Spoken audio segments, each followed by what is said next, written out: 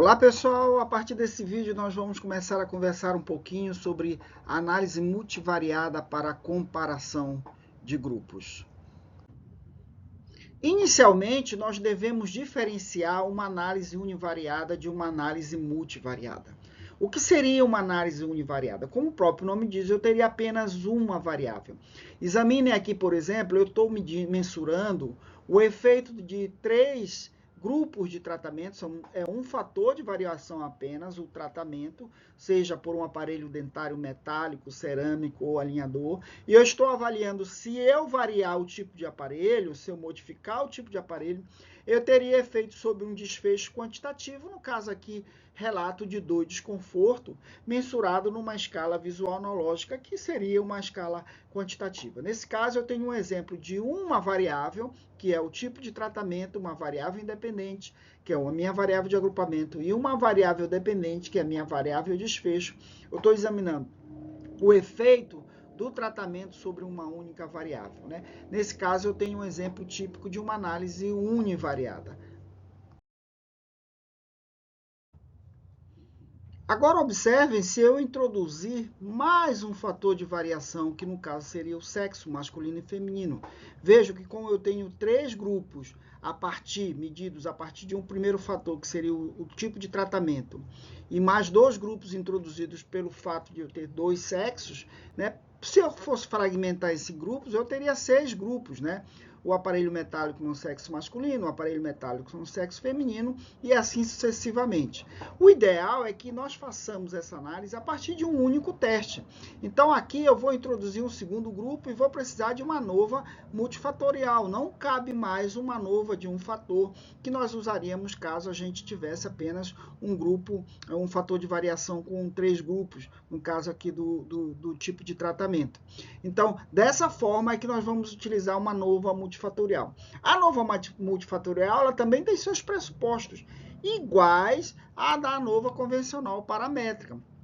Um deles, né, seria justamente a distribuição normal. Então, nós precisamos checar se a distribuição dos dados, visto que nós estamos examinando uma variável de desfecho quantitativa, que também é um pressuposto para a utilização de análise variância, a gente precisa saber se esses dados possuem distribuição normal.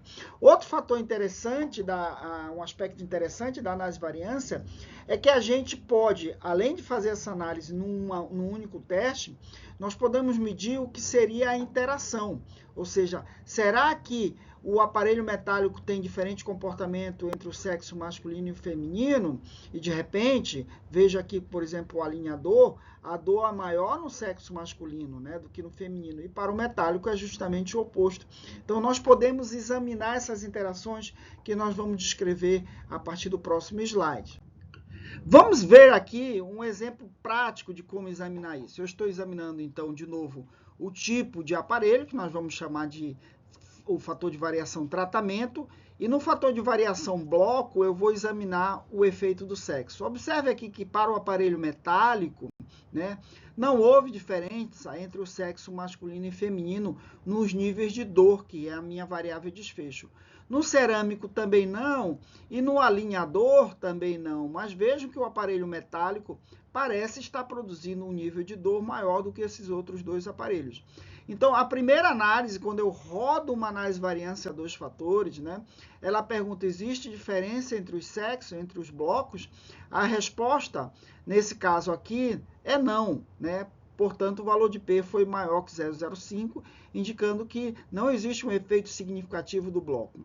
E quando eu vou examinar se existe diferença entre os aparelhos, tratamento, parece que o aparelho metálico produz um efeito maior e, portanto, a minha resposta é que sim, que há um efeito significativo do tipo de aparelho em relação à minha variável de desfecho, que é a dor, né? Nesse outro exemplo aqui, eu vou examinar, por exemplo, a mesma coisa, só que vejam que para o sexo feminino os níveis de dor reportados foram maiores. Então, quando eu pergunto, existe diferença entre os sexos? A resposta é positiva, sim, porque o valor foi significativo. E quando eu pergunto se existe diferença entre o aparelho, vejam que parece haver uma diferença entre os 3 aparelhos, independentemente do sexo, e, portanto, a resposta também é significativa. Até aí, nós poderíamos descobrir isso através de uma comparação comparação simples de um teste T, examinando 2 grupos, ou através de uma análise de variância, porque nós estaríamos examinando o tratamento com mais de 2 grupos, né? E no que é interessante fazer uma análise 2 fatores? Primeiro, porque eu vou reduzir o número de testes estatísticos, e segundo, porque eu posso examinar um aspecto importante que se chama interação. Então, vamos ver como é que essa interação funcionaria no outro exemplo. Observem aqui que eu tenho o grupo com aparelho metálico, houve uma redução, ou seja, no sexo feminino o relato de dor era menor. Vejo que para o cerâmico é indiferente, para o alinhador o sexo feminino produz uma dor que parece maior do que o masculino. Então vejam, existe diferença entre os sexos, difícil a gente dizer, porque aqui, olha, o masculino é maior, o feminino é maior, sim, existe, mas eu não consigo definir qual é o sexo que me produz mais ou menos relato de dor, né? Em relação ao aparelho, também vejam que é difícil eu definir se é o alinhador, porque aqui ele é menor, aqui ele é maior, se é o metálico, porque aqui ele é maior e aqui ele é menor. Então, se a minha resposta for os aparelhos produzem diferentes relatos de dor, se a minha resposta depender do bloco, né, se eu disser depende do quê? Qual o sexo do indivíduo que está utilizando esse aparelho, né? Então, nesse caso, eu vou ter uma primeira resposta na nossa análise de variância dos fatores, isso é mensurado por ela, de um fator chamado interação. Então, quando a resposta é depende o efeito do tratamento depende do bloco, e o efeito do bloco, no caso aqui o sexo, depende do tratamento, o tipo de aparelho, então a interação vai ser significativa. Se isso acontecer, eu preciso fazer uma análise em separado, uma análise do efeito de dor para o sexo masculino e uma análise do efeito de dor para o sexo feminino. Então, a minha resposta vai depender do sexo porque houve uma interação significativa. Então, vejam, qual o aparelho que o paciente relata menor nível de dor? Se o indivíduo for do sexo masculino, o alinhador. Se o indivíduo for do sexo feminino, provavelmente o cerâmico ou metálico. Então, essa resposta que a análise de variância dos fatores nos dá e melhora muito a qualidade dos nossos resultados, a confiabilidade e a conclusão do estudo que nós estamos realizando. Vamos ver aqui um exemplo prático de uma publicação realizada, né, no Brazilian Organ Research em 2013, em que eles avaliaram, os autores compararam 2 tipos de materiais, que são cimentos resinosos, né, cimento para fazer adesão em dente, em superfície dentária, o Unicem e Bicem, né? Mas essa superfície, né, além do material que foi utilizado para fazer a colagem, digamos assim, houve um tratamento da superfície, e esse tratamento foi dividido em 3 grupos, né? Nenhum tratamento, que seria o grupo controle, um condicionamento ácido e um outro tratamento que é chamado de deproteinização. Observe aqui, por exemplo, que quando eu faço o grupo controle, não há, o adesivo Unicem teve um valor de referência maior do que o Bicem. Vejo que aqui nas letras estampadas, essas letras são diferentes, né? Quando eu faço condicionamento ácido, a resposta é parecida. De novo, o Unicem teve um efeito maior do que o Bicem.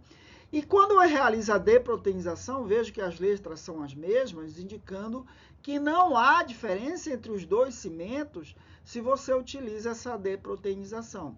Aqui nós poderemos ver isso em gráfico, que fica muito mais interessante. Veja que para esse material o tipo de tratamento não teve efeito, né? Tá aqui os dados nessa coluna desse material. Vejo que todas as letras são AA, indicando que na análise de variância que não houve diferença significativa entre os diferentes tratamentos. Mas para esse outro material, quando você realiza o tratamento com deproteinização, os resultados são melhores. Então a pergunta é: qual é o melhor tratamento? Qual é o melhor material? Depende do tratamento, né? Se você for utilizar esse material, que deu valores menores quando você não faz tratamento, ou quando o tratamento é condicionamento ácido, você deveria, se você for utilizar esse material, você deveria utilizar esse tratamento de deproteinização. Então vejam que há nitidamente uma interação do bloco sobre o tratamento. Então, a gente precisa considerar isso de forma separada. Portanto, se eu utilizar esse material Unicem, não há efeito do tratamento. Eu não preciso fazer nenhum tratamento da superfície que eu quero colar, né? Por outro lado, se eu for utilizar esse material, vamos supor que ele seja mais barato, então a deproteinização é necessária, né? Aí você tem que analisar os custos dessa deproteinização, tanto custos financeiros como custos de tempo, né? E de efeito disso sobre o extrato biológico que você está examinando. Então, pessoal, eu espero que tenha ficado claro quando é que nós vamos utilizar a análise de variância multifatorial, análise de variância a dois fatores, né? Ela é uma análise muito interessante, primeiro, porque com uma única análise você examina o efeito de dois fatores de variação sobre um fator de desfecho, portanto, ela reduz a inflação do falso positivo, em vez de você estar fazendo múltiplas análises, que nós já vimos no vídeo anterior, né? E o grande interesse dela também se dá pelo fato dela medir a interação de um fator sobre o outro, e daí então você ter uma resposta mais confiável, uma conclusão mais interessante sobre o que você está investigando. Ok? Espero vocês no próximo vídeo, espero que esse vídeo tenha deixado claro a utilização de uma análise multifatorial, seja com 2 ou com 3 fatores. Espero vocês então até o próximo vídeo, pessoal. Até mais.